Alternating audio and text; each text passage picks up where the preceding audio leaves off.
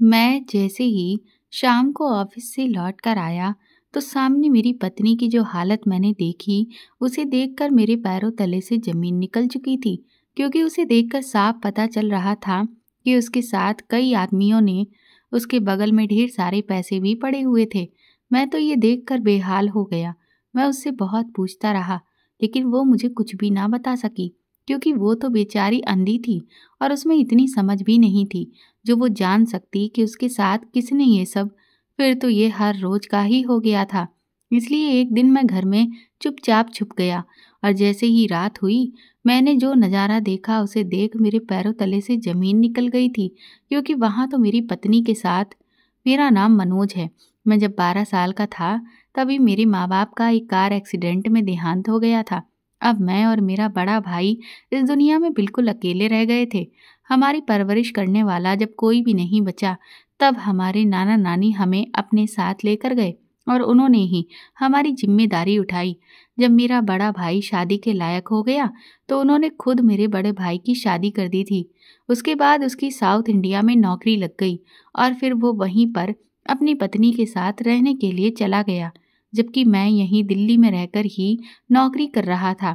नाना नानी के देहांत के बाद यहाँ पर ही मैंने किराए पर अपना एक फ्लैट ले लिया था। आम आदमी के हिसाब से ये नौकरी बहुत अच्छी थी। मेरा भाई 2-3 साल में एक बार मुझसे मिलने आ जाता था, लेकिन इन दिनों मेरी भाभी की प्रेगनेंसी के दिन चल रहे थे, इसीलिए वो मेरे घर पर नहीं आ सकता था। वैसे तो मैं घर के सारे काम खुद ही कर लिया करता था, लेकिन जब कोई घरेलू औरत घर के काम करती है तो वो अपने हिसाब से काम करती है और अपने नर्क बने हुए घर को भी स्वर्ग बना देती है। लेकिन जब कोई मर्द घर के काम करने में लग जाता है तो शायद वो स्वर्ग बने हुए घर को भी नर्क बना देता है। क्योंकि मर्द घर को औरत के हिसाब से नहीं चला सकता। औरत बहुत समझदारी और अपने हिसाब से ही अपने घर को चलाती है। इसी सब की वजह से मेरे दिमाग में कई बार शादी करने का ख्याल आता था। मुझे लगता था कि अगर मेरी शादी हो जाएगी तो इस सब के साथ साथ मेरे अकेलेपन का भी एक सॉल्यूशन निकल जाएगा। लेकिन मैंने ये कभी नहीं सोचा था कि मुझे एक लड़की से बेहद प्यार हो जाएगा। वो लड़की मेरा आने वाला भाग्य बन जाएगी। क्योंकि उसे पाने के लिए मैं हर मुमकिन कोशिश कर रहा था। मुझे नहीं पता था कि मैं जिस लड़की को पाने की कोशिश कर रहा हूँ, उसकी सारी ख्वाहिशें पूरी करते करते मेरे साथ एक दिन कुछ ऐसा हो जाएगा जिसके बारे में मैंने कभी सोचा भी नहीं होगा। मेरी वो पत्नी जिसे मैं दिलो जान से चाहूँगा, उसका एक दिन मैं वो हाल देखूंगा, इसके बारे में मैं कभी सपने में भी नहीं सोच सकता था। मेरी शादी को 6 महीने हो गए थे और मैं अपनी पत्नी के साथ बहुत ज़्यादा खुश था। क्योंकि मैं अपनी ज़िंदगी का ये सबसे खास समय गुजार रहा था। वो समय मेरे लिए ऐसा था जिसको मैं आज भी याद करके मुस्कुराता हूँ। मुझे अपनी पत्नी माधुरी से बहुत ज़्यादा प्यार था, क्योंकि वो बहुत ज़्यादा खूबसूरत थी। वो इतनी ज़्यादा खूबसूरत थी कि मैं क्या, अगर कोई और भी मर्द उसे देखता तो सिर्फ देखता ही रह जाता। भगवान ने उसे बहुत ही फुर्सत से बनाया था। उसकी खूबसूरती ऐसी थी कि मैं हमेशा उसकी खूबसूरती की तारीफ ही करता रहता था। उसके चेहरे से मेरी नज़र हटती ही नहीं थी। माधुरी को अपनी खूबसूरती पर बहुत ही नाज था। वो अपने खूबसूरत होने पर बहुत घमंड किया करती थी और इसी वजह से वो किसी को मुंह तक नहीं लगाती थी। लेकिन मुझे उसकी आदत बहुत पसंद आई थी और मैंने सोच लिया था कि मैं इसी लड़की से शादी करूँगा। बस इसी बात ने मुझे बहुत ज़्यादा उत्साहित किया था। मैंने उसको पाने के लिए उसके घर के बहुत ही चक्कर लगाए थे और फिर इतनी मेहनत के बाद आखिरकार मेरी कोशिश रंग ले आई थी और मैं अपने मकसद में कामयाब हो गया था। फिर माधुरी से मेरी शादी भी हो गई थी। माधुरी से शादी हो जाने के बाद मैं खुद को दुनिया का सबसे खुशकिस्मत इंसान समझने लगा था। क्योंकि मेरे लिए ये बहुत सौभाग्य की बात थी कि सबसे खूबसूरत लड़की मेरी पत्नी बन गई थी और फिर वो मुझे बेहद पसंद थी। मैंने जिसे चाहा था उसे पा लिया था। अब मैं चाहता था कि जितनी मोहब्बत मैं माधुरी से करता हूँ, वो भी मुझसे उतनी ही ज़्यादा मोहब्बत करने लगे। मैं चाहता था कि मेरी वजह से माधुरी को किसी चीज़ की कोई परेशानी ना हो। मैं उसकी हर डिमांड को पूरी करने की कोशिश करता था, ताकि जिंदगी के किसी भी मोड़ पर माधुरी को उसके माँ बाप का ये फैसला गलत ना लगे। क्योंकि उसके माता पिता ने अपनी मर्जी से मेरी शादी उसके साथ करवाई थी। मेरी लव मैरिज अरेंज मैरिज के रूप में बदल गई थी। मुझे इस बात की बेहद खुशी थी, इसीलिए अब मैं शादी के बाद दिन रात मेहनत करने लगा था। वैसे तो मेरी पहले से ही अच्छी जॉब थी, लेकिन जब से मेरी शादी माधुरी के साथ हुई थी, मैं उसके हर सपने को पूरा करने की हर तरह से कोशिश कर रहा था। इसीलिए पैसा कमाना और मेहनत करना बहुत ज़रूरी था, लेकिन इतने सैक्रिफाइस करने के बावजूद भी मैं माधुरी की डिमांड को पूरी नहीं कर पा रहा था, क्योंकि माधुरी की डिमांड और उसके सपने बहुत ही ऊंचे ऊंचे थे और उसके सपनों को पूरा करने के लिए मुझे बहुत सारे पैसों की ज़रूरत थी, जो कि मेरे पास नहीं थे। जितने पैसे मैं कमाता था वो सारे ही खर्च हो जाया करते थे। मेरे पास कुछ भी बचत नहीं थी, लेकिन फिर भी मैंने माधुरी को यकीन दिलाया था और उससे वादा किया था कि मैं कोशिश करूँगा कि उसकी हर इच्छा पूरी करूँगा। मैं बहुत जल्द ही तुम्हारे सपनों को पूरा कर दूँगा। मेरी बात सुनकर माधुरी खामोश हो जाती थी और यकीन न करते हुए अंदाज के साथ मेरी तरफ देखकर मुस्कुरा देती थी। वो सिर्फ अपने चेहरे पर नॉर्मल सी मुस्कुराहट सजाती थी। जिस तरह से मैं उसे खुश देखना चाहता था, वो उस तरह से खुश नहीं होती थी। उसकी मुस्कुराहट को देखकर मैं एक अजीब से कन्फ्यूजन का शिकार हो जाता था, क्योंकि मुझे ये बात समझ नहीं आती थी कि उसकी मुस्कुराहट में कोई राज छुपा हुआ है या फिर उसको मेरी बात पर यकीन नहीं है। फिलहाल जो भी था, मैंने दिल में अपने पक्का फैसला कर लिया था कि मैं उसके यकीन न करने वाले अंदाज को एक दिन यकीन करने वाले अंदाज में बदल दूंगा, चाहे मुझे इसके लिए कुछ भी क्यों ना करना पड़े। इसीलिए अब मैं जॉब करने के साथ साथ अगर मुझे अलग से और भी कोई काम मिल जाता तो मैं वो करने भी लग जाता था, क्योंकि कोई भी काम करते हुए मैंने कभी खुद को किसी से कम महसूस नहीं किया था। इसीलिए मैं दिन के टाइम जॉब करता था और रात को मुझे कहीं भी कोई काम मिलता तो मैं खुशी खुशी कर लेता, क्योंकि माधुरी की खुशियाँ मुझे अपनी जान से भी ज़्यादा बढ़कर थीं। ये सब कुछ मैं अपनी प्यारी पत्नी के लिए कर रहा था, ताकि एक्स्ट्रा काम करके मुझे कुछ ज़्यादा पैसे मिल सकें और मैं इन पैसों से माधुरी को घुमाने फिराने के लिए ले जाया करूं। यही सोचकर मैंने पूरा 1 महीना बड़ी ही मेहनत के साथ काम करके गुजारा था और फिर उससे मिलने वाले पैसों से मैं माधुरी को एक अच्छे से और बड़े से रेस्टोरेंट में लेकर गया था, जहां पर हमारे शहर में आने वाले सेलिब्रिटीज़ भी खाना खाया करते थे और वहां जाकर वो बहुत खुश हुई थी।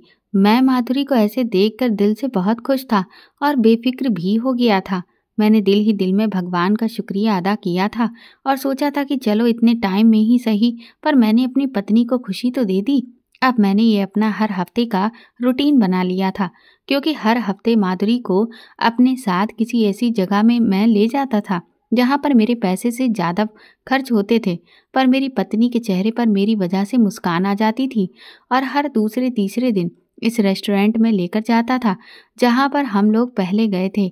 वहाँ जाने के बाद हम लोग खाना खाते थे। मेरे लिए ये सब काफ़ी महंगा तो पड़ता है, लेकिन मेरी पत्नी के चेहरे की मुस्कान इससे कहीं ज़्यादा महंगी थी। ये होटल देखने में बिल्कुल शानदार था। यहाँ खाने के बाद टिप भी दी जाती थी। हम लोग वहाँ जाकर खाना खा लेते थे और उसके बाद मैं अपनी पत्नी को आइसक्रीम भी खिलाने लेकर जाता था।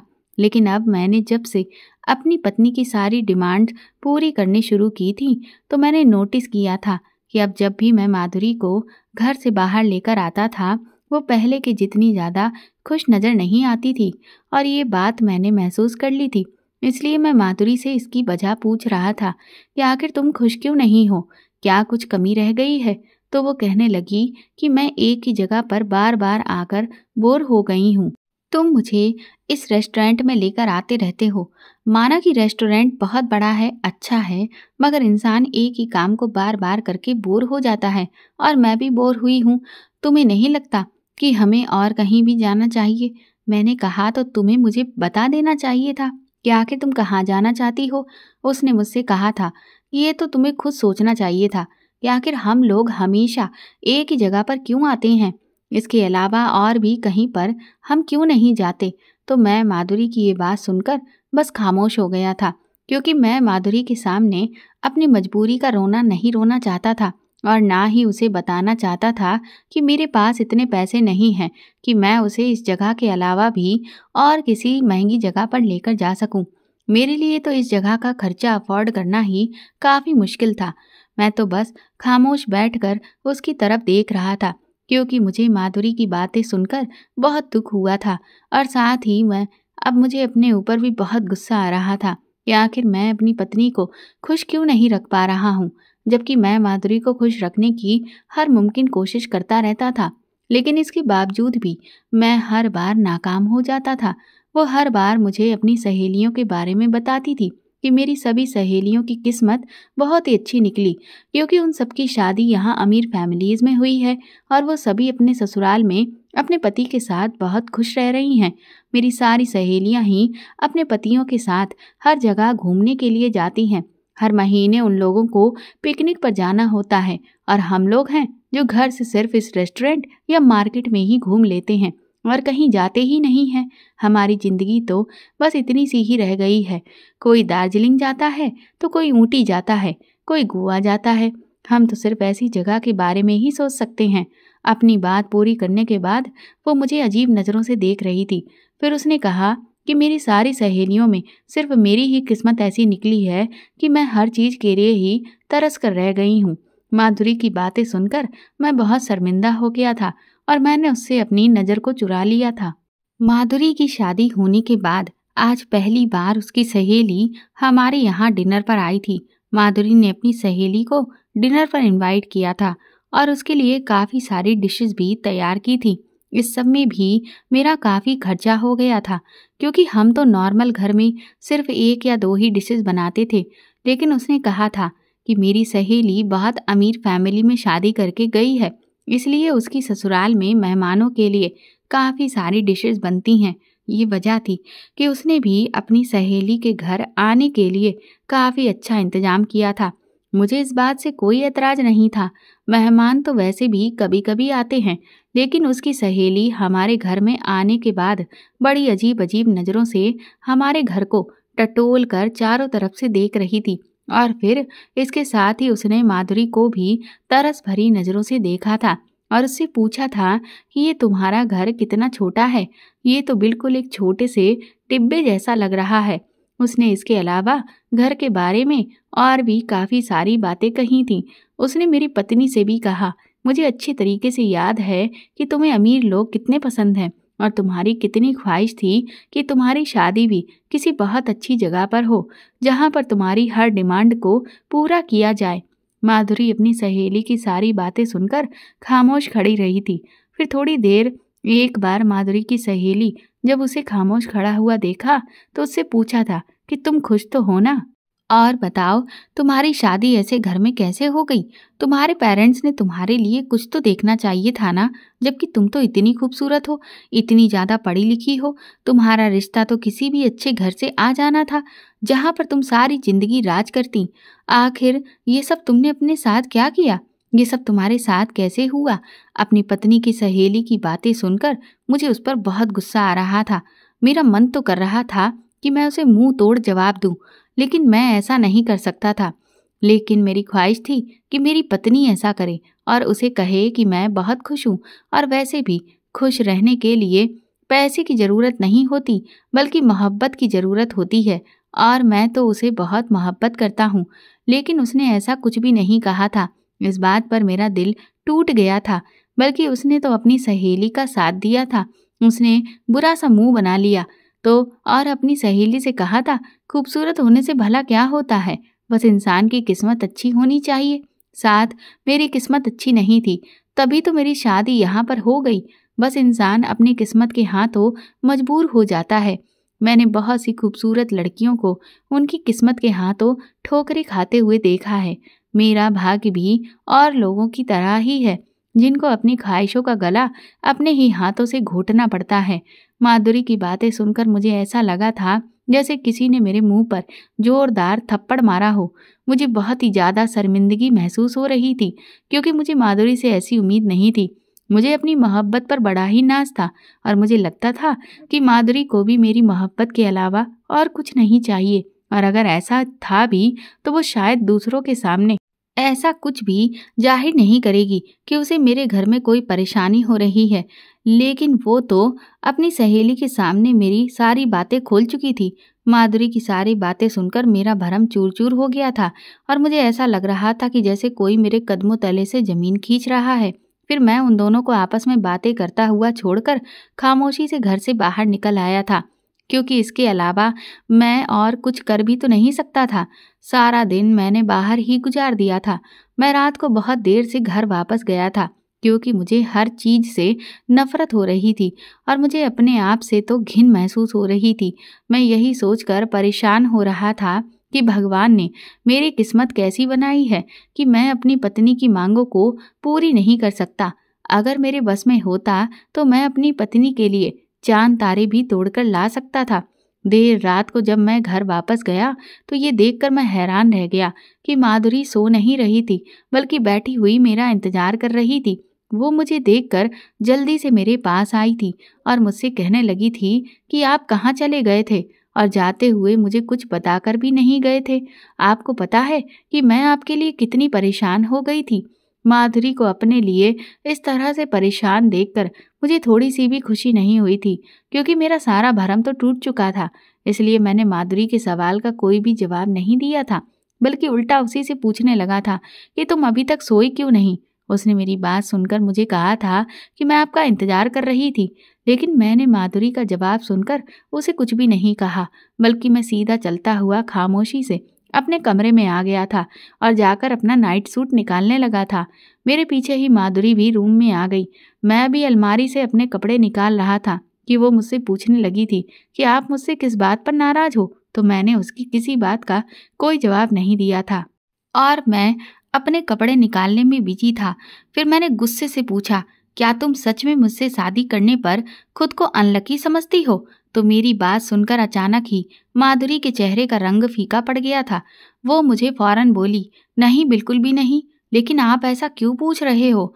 माधुरी की बात सुनकर मैंने उसे साफ साफ कह दिया था कि तुम जब अपनी सहेली से कह रही थी कि तुम्हारी किस्मत खराब है, इसीलिए तुम्हारी शादी मुझसे हुई है, तब मैंने तुम्हारी सारी बातें सुन ली थी। इसीलिए तुम्हें अब मुझसे झूठ बोलने की कोई ज़रूरत नहीं है। तो मेरी बात सुनकर माधुरी ने जल्दी से बात को इधर उधर घुमाने की कोशिश की थी और मुझसे कहा था कि ज़रूर आपको कोई गलतफहमी हो रही है, क्योंकि मैंने अपनी सहेली से ऐसा कुछ भी नहीं कहा था कि पत्नी का भाग्य तो पति से जुड़ा हुआ होता है और पत्नी के लिए यही सबसे बड़ी भाग्य की बात है कि उसका पति उसे इतना प्यार करता है, उसकी इतनी इज्जत करता है। यही उसके लिए बहुत है। इसीलिए अगर मेरे पति की भी किस्मत अच्छी हुई तो उनको सब कुछ मिल जाएगा, लेकिन अगर मैं ही बदकिस्मत हुई तो इस सब में आपका तो कोई कसूर नहीं है। माधुरी की बातें सुनकर मैं फौरन उसकी बातों में आ गया था, क्योंकि वो बहुत ही मासूम सा चेहरा बनाकर ऐसी बातें कर रही थी। और तो और मैंने उसका यकीन भी कर लिया था, क्योंकि मैं अपनी पत्नी से बहुत प्यार करता था। मैं उसकी हर बात पर आंख बंद करके यकीन कर लिया करता था। इसीलिए मैंने माधुरी से अपनी सारी नाराजगी खत्म कर दी थी। फिर कुछ ही दिनों के बाद मेरी पत्नी की वही वाली सहेली के घर पर फंक्शन था और माधुरी वहीं जाने की जिद कर रही थी। मैं नहीं चाहता था कि माधुरी अपनी उस सहेली के घर जाए, क्योंकि जब वो हमारे घर आई थी तो उसकी बातें सुनकर वो मुझे बिल्कुल भी अच्छी नहीं लगी थी। इसलिए मैंने माधुरी से साफ मना कर दिया था। लेकिन माधुरी कब किसी की बात मानती है, बल्कि वो तो अपनी ही चलाती है। इसीलिए मैं भी उसकी जिद के आगे मजबूर हो गया था और उसे जाने की परमिशन दे दी थी। लेकिन माधुरी रात को काफ़ी देर के बाद घर वापस आई थी। उसे घर आने में काफ़ी रात हो गई थी। मुझे उसकी बहुत फिक्र सता रही थी। इसीलिए माधुरी के आते ही मैंने उससे पूछा था कि इतनी देर क्यों कर दी तुमने घर आने में। मेरी बात सुनकर उसने कहा था कि आज इतने टाइम बाद हम कॉलेज की सारी सहेलियां एक साथ मिले और अपने बीते हुए दिनों को याद किया है, तो देर सवेर तो हो जाती है। और वैसे भी आप फिक्र मत करो, मेरी सहेली मोनिका खुद मुझे अपनी गाड़ी में छोड़कर यहाँ गई है और अब मैं बहुत थक गई हूँ। इसलिए अगर आपकी इंक्वायरी पूरी हो गई हो तो क्या मैं सोने के लिए जा सकती हूँ? ये कहकर माधुरी रुकी नहीं थी, बल्कि फौरन ही अपने कमरे में चली गई थी और मैं वहीं पर खड़ा हुआ बस उसे जाता हुआ देख कर रह गया था। फिर अगले ही दिन माधुरी दोबारा से तैयार हो रही थी। पता नहीं वो कहाँ जा रही थी। उसे इतना तैयार होता हुआ देखकर मैंने उससे पूछा कि कहाँ जाने की तैयारी है तुम्हारी? तो मेरी बात सुनकर माधुरी ने मुझे बताया कि मैं मोनिका के घर जा रही हूँ। उसकी इस बात को सुनकर मुझे फौरन गुस्सा आ गया था और मैंने उसे कहा था कि तुम कल ही तो वहां पर गई थी, फिर अब तुम्हारा वहां पर क्या काम आ गया? आज क्यों तुम वहां जा रही हो? वैसे भी रोज रोज किसी के घर जाना अच्छी बात नहीं होती है। मेरी इस बात पर माधुरी ने बड़ी बेरुखी से मुझे जवाब दिया था कि मुझे मोनिका से कुछ काम है, मैं थोड़ी देर में आ जाऊंगी। और वैसे भी मैं किसी और के घर नहीं जा रही हूँ, बल्कि अपनी सहेली के घर जा रही हूँ, मोनिका के घर, जिसे आप अच्छी तरह से जानते हो। वो मेरी कॉलेज फ्रेंड है। उसके घर जाने में मुझे कोई बुराई नजर नहीं आती। अब तो ये माधुरी का डेली रूटीन हो गया था। अब वो हर रोज ही तैयार होकर मोनिका के घर चली जाती थी और काफी देर से घर लौटती थी। उसे मेरी भी फिक्र नहीं होती थी कि मुझे घर आकर खाना भी खाना होता है। वो मेरे लिए खाना नहीं पकाती थी, इसीलिए मैं मार्केट से ही लाकर खाना खा लिया करता था। और जब वो खुद घर आती तो कहती कि मैं खाना खाकर आई हूँ। मुझे उसकी ये बात बिल्कुल भी पसंद नहीं आई, इसलिए अब रोज हमारी लड़ाई रहने लगी थी। मेरे लाख समझाने पर भी वो मेरी कोई बात सुनने के लिए तैयार नहीं थी। फिर एक दिन हमारी बहुत ज़्यादा लड़ाई हुई थी, इतनी ज़्यादा लड़ाई कि हम दोनों एक दूसरे से अलग होने पर तैयार हो गए थे। लेकिन इससे भी माधुरी को कोई फर्क नहीं पड़ा, बल्कि वो तो गुस्से में मुझे इसी तरह से छोड़कर मोनिका के घर चली गई। उसको मेरी नाराजगी की भी कोई परवाह नहीं थी। पर मैंने सोच लिया था कि शायद अब माधुरी को गुस्से से नहीं बल्कि प्यार से समझने की ज़रूरत है, क्योंकि वो बहुत जिद्दी है। इसीलिए जब वो घर वापस आई तो मैंने उसका वेलकम बहुत अच्छे तरीके से किया था कि उसे कुछ स्पेशल लगे और उसका मूड ठीक हो जाए। मैं खुश होकर उससे कहा भी था कि हम लोग कहीं बाहर चलते हैं घूमने फिरने के लिए। पहले तो माधुरी ने बिल्कुल साफ इनकार कर दिया था कि मेरा मूड ठीक नहीं है, लेकिन फिर मेरे ज़्यादा जिद करने पर वो मान गई थी। मैंने उसे कहा था कि तुम जल्दी से अच्छी तरह से रेडी हो जाओ, फिर हम दोनों कहीं बाहर चलते हैं। उसका मूड थोड़ा ठीक हुआ था। मैंने गहरी सांस ली कि चलो अच्छा है, उसके मूड में कुछ तो चेंज आए हैं। हम दोनों खुशी खुशी घर से निकल गए थे। हमें घर से निकले हुए अभी थोड़ी ही देर हुई थी कि रास्ते में हम दोनों का एक्सीडेंट हो गया था। ये हादसा हमारे लिए बहुत ही खतरनाक साबित हुआ था, जिसमें माधुरी के सर पर बहुत ज़्यादा चोट लगी थी और वो बेचारी बहुत ही तकलीफ में थी। मुझे सबसे ज़्यादा अपनी पत्नी की चोट की परवाह थी। मेरे तो बस मामूली सी चोट आई थी। रोड पर मौजूद लोग जल्दी से हमें उठाकर अस्पताल ले गए थे। डॉक्टर ने फौरन ही हम दोनों का इलाज शुरू कर दिया था। लेकिन माधुरी के बारे में पूछने पर डॉक्टर ने मुझसे कहा था कि अभी हम आपको माधुरी के बारे में कुछ नहीं बता सकते, क्योंकि पेशेंट की हालत कुछ सीरियस है। पेशेंट के सर पर बहुत गहरी चोट आई है। वो अभी भी बेहोश है। जब तक वो होश में नहीं आ जाती हम आपको कुछ नहीं बता सकते। होश में आने के बाद ही हम कोई डिसीजन ले सकते हैं, इसलिए बेहतर यही है कि उनके होश में आने का इंतजार किया जाए। माधुरी को बेहोश हुए 1 घंटा हो गया था, लेकिन वो अभी तक होश में नहीं आ रही थी, जिसकी वजह से मैं बहुत ज़्यादा परेशान हो रहा था और अपने भगवान से बार बार अपनी पत्नी की सलामती की भीख मांग रहा था। मैं बहुत घबरा गया था और बार बार उसके होश में आने की प्रार्थना कर रहा था। फिर थोड़ी देर के बाद माधुरी को होश आ गया। मैंने भगवान का शुक्रिया अदा किया, लेकिन अगले ही पल मेरे होश उड़ गए थे कि अब मैं इस दुनिया में जिंदा नहीं रह पाऊंगा। जब डॉक्टर ने मुझे बताया था कि इस हादसे में आपकी पत्नी की दोनों आंखें चली गई हैं, वो दुनिया को अपनी आंखों से नहीं देख सकती। मुझे तो डॉक्टर की बातों पर यकीन नहीं आ रहा था, इसलिए मैं भागकर माधुरी के पास चला गया और वहां पर जाते ही मैंने माधुरी से पूछा था, तुम कैसी हो? फिर माधुरी ने मेरी आवाज़ सुनकर मुझे कहा कि मनोज, मेरा सर बहुत भारी हो रहा है और ऐसा लग रहा है जैसे सर दर्द से फटने वाला है। थोड़ी देर गुजरी थी, मैं इसी अफसोस में वहां खड़ा हुआ था और अपनी पत्नी को बड़ी बेताबी की नज़रों से देख रहा था। जब उसने कहा कि कमरे में इतना अंधेरा क्यों है मनोज, जरा यहाँ की लाइट तो ऑन करो, इस कमरे में बहुत अंधेरा है और तुम जानते हो ना कि मुझे अंधेरे से डर लगता है और मेरा दिल घबराहट से भर जाता है। मैंने डॉक्टर से भी इस बारे में कहा था, लेकिन डॉक्टर ने कहा था कि आपको अभी कुछ देर अंधेरे में ही रखा जाएगा, मगर मुझे बहुत डर लग रहा है। माधुरी की बात सुनकर मैंने कमरे में चारों तरफ अपनी नज़र दौड़ाई थी और मेरी आंखों से आंसू निकल रहे थे, क्योंकि कमरे में हर तरफ रोशनी ही रोशनी छाई हुई थी। फिर मैंने बड़ी मुश्किल से खुद को संभाला और माधुरी से कहा कि तुम डरो मत, मैं हूं ना तुम्हारे साथ, इसीलिए तुम्हें घबराने की कोई ज़रूरत नहीं। फिर 2 दिन के बाद माधुरी की तबीयत काफ़ी बेहतर हो गई तो डॉक्टर ने उसे सारी सच्चाई बता दी थी, जिसे सुनकर मेरी पत्नी बहुत ज़्यादा रोई और मुझे भी उसकी हालत पर बहुत अफसोस था। लेकिन फिर उसने खुद को बहुत जल्दी ही संभाल लिया, जिसकी मुझे बिल्कुल भी उम्मीद नहीं थी। मैंने माधुरी से वादा किया कि तुम्हारा इलाज मैं करवा कर ही रहूँगा और तुम एक दिन ज़रूर ठीक हो जाओगी और पहले की तरह अपनी आंखों से देख सकोगी, क्योंकि डॉक्टर ने भी मुझे पूरी उम्मीद दिलवाई थी कि आपकी पत्नी का इलाज मुमकिन है। माधुरी के इलाज के लिए मैंने एक बार फिर से जी तोड़ मेहनत शुरू कर दी और इन पैसों से मैंने अपनी पत्नी का इलाज करवाना शुरू कर दिया था। अब इस हादसे को कई महीने गुजर गए थे, लेकिन माधुरी को कोई फर्क नहीं हुआ, जिसकी वजह से उसने अपनी हिम्मत हार दी और उसकी हालत अब दिन ब दिन खराब होती जा रही थी। मुझे उसकी हालत देखी नहीं जा रही थी। मैं सारा दिन माधुरी से छुप छुप कर रोता रहता था ताकि उसे और ज़्यादा अफसोस ना हो, क्योंकि मैं खुद को उसकी हालत का जिम्मेदार समझता था। इसलिए मैंने कई बार उससे माफ़ी मांगी थी और उससे कहा था कि प्लीज़ मुझे माफ़ कर दो, क्योंकि ये सब कुछ मेरी वजह से ही हुआ था। तुम उस दिन कहीं पर भी नहीं जाना चाहती थी, लेकिन मैं फिर भी तुम्हें अपने साथ ज़बरदस्ती ले गया था, तभी तो ये सब कुछ हुआ था। अगर हम लोग उस दिन नहीं जाते तो शायद ये हादसा नहीं होता।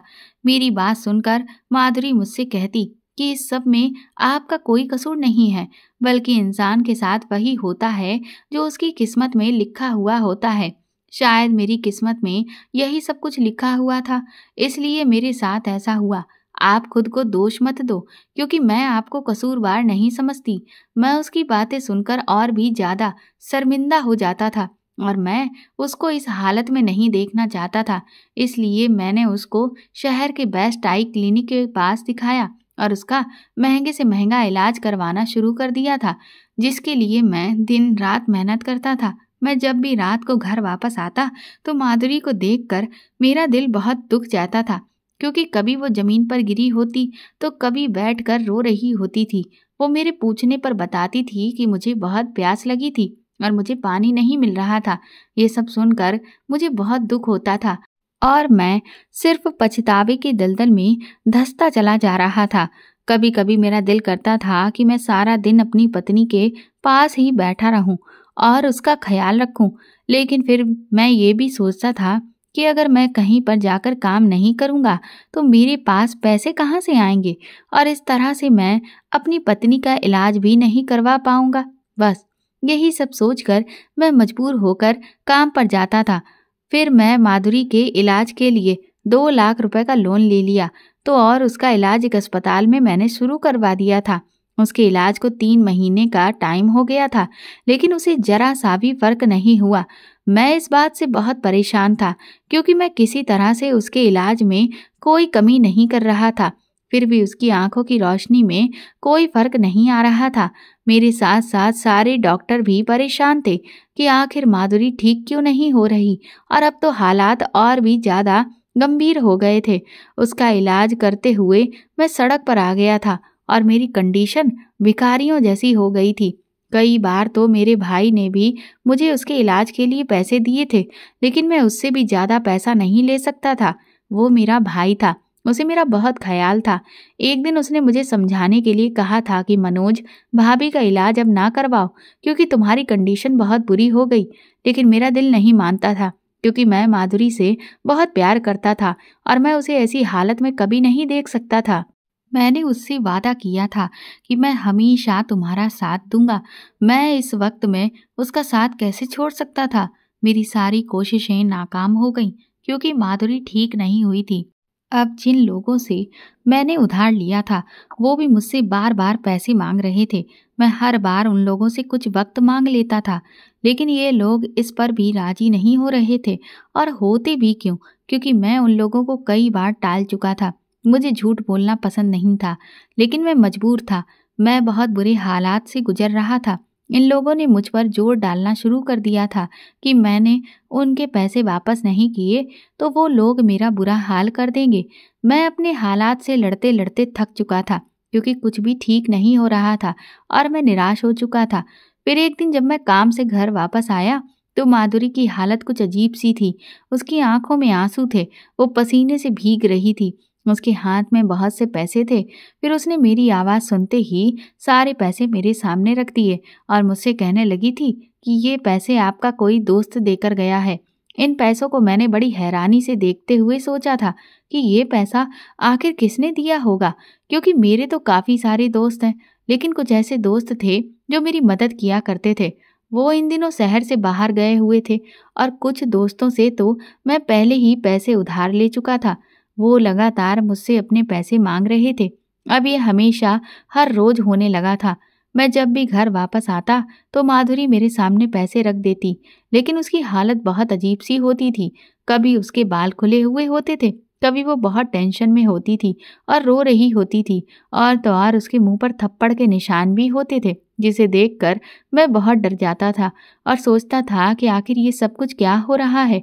इसलिए एक दिन मैं इस हकीकत को जानने के लिए माधुरी को घर से ये कहकर घर के अंदर छुप गया कि मैं काम पर जा रहा हूँ और माधुरी पर नज़र रखे हुए था, क्योंकि मैं जानना चाहता था कि आखिर उसे पैसे देकर कौन जाता है और उसकी अजीबोगरीब हालत कैसे होती है और इस सब का मतलब क्या है। लेकिन फिर थोड़ी देर के बाद मेरे सर पर आसमान टूट पड़ा था और मुझे अपनी आंखों पर यकीन नहीं हो रहा था कि मैं जो देख रहा हूँ वो सब हकीकत है या नहीं, क्योंकि मेरे जाते ही माधुरी उठ खड़ी हुई और सीधा चलती हुई कमरे में चली गई थी। फिर कुछ ही देर में वो अपना मोबाइल लेकर आई थी और किसी राजीव नाम के लड़के से फ़ोन पर बातें कर रही थी। वो कह रही थी कि हमारे इस नाटक का कोई फ़ायदा नहीं हुआ, क्योंकि मुझे तो लगा था कि जब मैं अंधेपन का नाटक करूंगी तो मनोज मुझे डाइवोर्स दे देगा, क्योंकि वो तो लड़कियों की खूबसूरती पर मरने वाला इंसान है। मुझे भी उसने खूबसूरती देखकर ही पसंद किया था और अब तो मेरी खूबसूरती पर ग्रहण लग चुका था, लेकिन फिर भी उसने तो मेरी उम्मीदों पर पानी ही फेर दिया था जब उसने मेरा इलाज करवाना शुरू कर दिया। और वो कह रही थी कि राजीव देखो, तुम्हारा दूसरा आइडिया भी हमारे कुछ काम नहीं आया। मैं तो हर रोज अजीब हरकतें करने लग गई थी कि अब तो मनोज मुझ पर शक करेगा और मुझे छोड़ देगा, लेकिन पता नहीं क्यों मनोज तो बहुत ही बेवकूफ़ इंसान है, उसे तो मुझ पर शक ही नहीं हो रहा। मेरी तो अब बस यही एक ख्वाहिश है कि मनोज मुझे जल्द से जल्द डाइवोर्स दे दे और मैं इस घर को छोड़कर चली जाऊं, क्योंकि मैं घुटन भरी जिंदगी और इस गरीबी भरी जिंदगी से आज़ाद हो जाऊंगी। माधुरी की बातें सुनकर मुझे ऐसा लगा था जैसे मुझे किसी ने 440 वोल्ट का झटका दिया हो, क्योंकि मैं अपनी जगह से कोई रिएक्ट नहीं कर पा रहा था और मुझे यकीन नहीं आ रहा था कि माधुरी मेरे साथ अंधेपन का इतना बड़ा नाटक कर रही थी। फिर मुझे अपने आप पर बहुत ही गुस्सा आ रहा था कि आखिर मैं उसके नाटक को पहचान क्यों नहीं पाया। मैंने उसके ऊपर इतने पैसे लगाए और अब मैं इतने कर्ज में डूब गया हूँ जिससे निकलना मेरे लिए बहुत मुश्किल नजर आ रहा था। मैंने माधुरी की खुशी के लिए क्या कुछ नहीं किया था। मेरा मन तो कर रहा था कि मैं जाकर अभी उसके मुंह पर थप्पड़ मार दूं, उससे पूछूं कि आखिर तुमने मेरे साथ इतना बड़ा धोखा क्यों किया। उसने मेरी मोहब्बत के बारे में एक बार भी नहीं सोचा था। अब मुझे उससे बहुत ज़्यादा नफरत महसूस होने लगी थी। फिर मैंने खुद को बड़ी मुश्किल से संभाला था और उसको रंगे हाथों पकड़ लिया था। वो मुझे देखकर बहुत डर गई थी और उसने मुझसे नज़रें चुरा ली थी, क्योंकि वो समझ गई थी कि मैं उसकी सारी सच्चाई को जान गया हूँ। मैंने उसे सवाल किया था कि आखिर तुमने मेरे साथ ये सब कुछ क्यों किया। मेरी बात सुनकर वो खामोश हो गई। फिर मैं उस पर चिल्लाया और मैंने कहा कि खामोश मत रहो, मुझे सब सच बताओ। मेरे चिल्लाने पर वो कांप गई। उसकी आंखों में अचानक से आंसू आ गए। वो कहने लगी कि मैं तुमसे तंग आ गई थी और तुम्हारे साथ इस गरीबी भरी जिंदगी से भी, क्योंकि मुझे मोहब्बत करने वाला इंसान नहीं बल्कि सिर्फ पैसे चाहिए थे, जो कि तुम्हारे पास नहीं है बल्कि राजीव के पास है। इसलिए मैंने सब नाटक किया था, क्योंकि मैं तुमसे प्यार नहीं करती। मैं तो सिर्फ उस इंसान से प्यार करती हूँ जो मेरी सारी ख्वाहिशों को चुटकियों में पूरा कर सकता है। इसलिए मैंने ये सब कुछ किया था। माधुरी की बातों ने मुझे कुछ भी कहने के काबिल नहीं छोड़ा था, लेकिन फिर भी मैंने हिम्मत करके उससे पूछा कि ये सब कब से चल रहा है।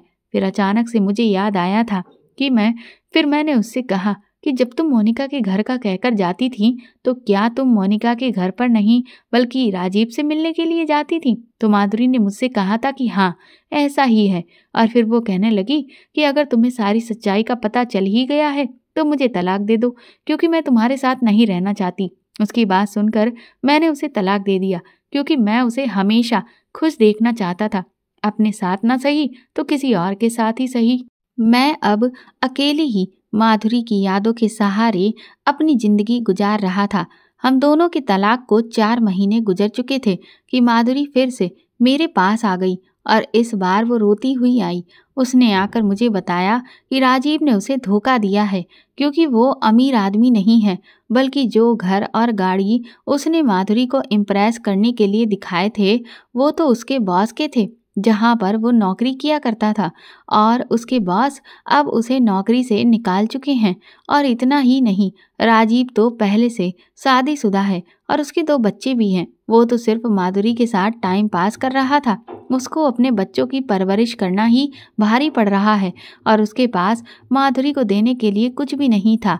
उसने मुझसे कहा, मनोज मुझे माफ़ कर दो और एक बार फिर से मुझसे शादी करके मुझे अपने घर में जगह दे दो। मैं तुमसे वादा करती हूँ कि इस बार मैं तुम्हारा बहुत ख्याल रखूंगी और तुम्हें मोहब्बत भी बहुत करूंगी, क्योंकि मुझे तुमसे प्यार हो गया है। मुझे एहसास हो गया है कि मेरी बहुत बड़ी गलती थी। मैंने तुम्हारे साथ जो किया मुझे उसकी सज़ा मिली है, जबकि तुम तो बहुत अच्छे इंसान हो। तुम मुझसे बहुत प्यार करते थे और तुमने मेरी खातिर क्या नहीं किया था, और मैं कभी तुम्हारे प्यार को नहीं समझ पाई। प्लीज़ मुझे एक्सेप्ट कर लो। माधुरी की बात सुनकर मैंने उससे कह दिया था कि मुझे एक ही पत्थर से 2 बार चोट खाने की आदत नहीं, और वैसे भी तुमने मेरे साथ जो कुछ भी किया उसके बाद तुम अपनी इज्जत मेरे दिल से खो चुकी हो, इसलिए अब मैं दोबारा तुम्हारी शक्ल भी नहीं देखना चाहता। तुम मेरे घर से चली जाओ, दोबारा कभी पलट कर मेरे पास वापस मत आना, क्योंकि अब मैंने खुद को संभालना सीख लिया है। वो रोती हुई मेरे पास से वापस अपने मायके, अपने माता पिता के पास चली गई थी, और अब वो उनके पास रह रही है। उन लोगों ने भी मुझ पर बहुत जोर दिया कि मैं माधुरी से दोबारा से शादी कर लूं, लेकिन मैंने उनकी भी कोई बात नहीं मानी।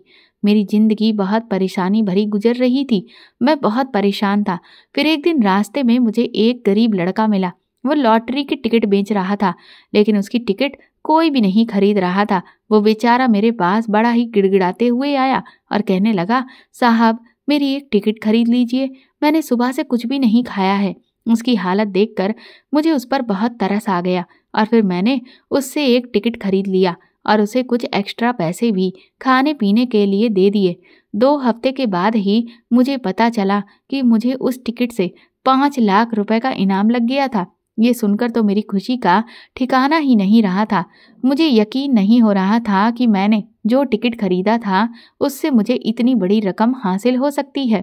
मैंने सबसे पहले अपना सारा कर्ज चुकाया और फिर अपने बचे पैसों से एक रेडीमेड गारमेंट का बिजनेस शुरू किया।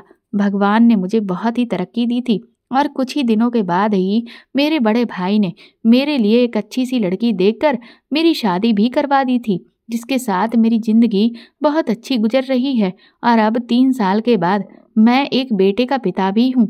मैं आप लोगों से रिक्वेस्ट करता हूँ कि मेरी तरह आप लोग भी आंख बंद करके किसी पर भी इतना भरोसा मत करना जितना कि मैंने किया था।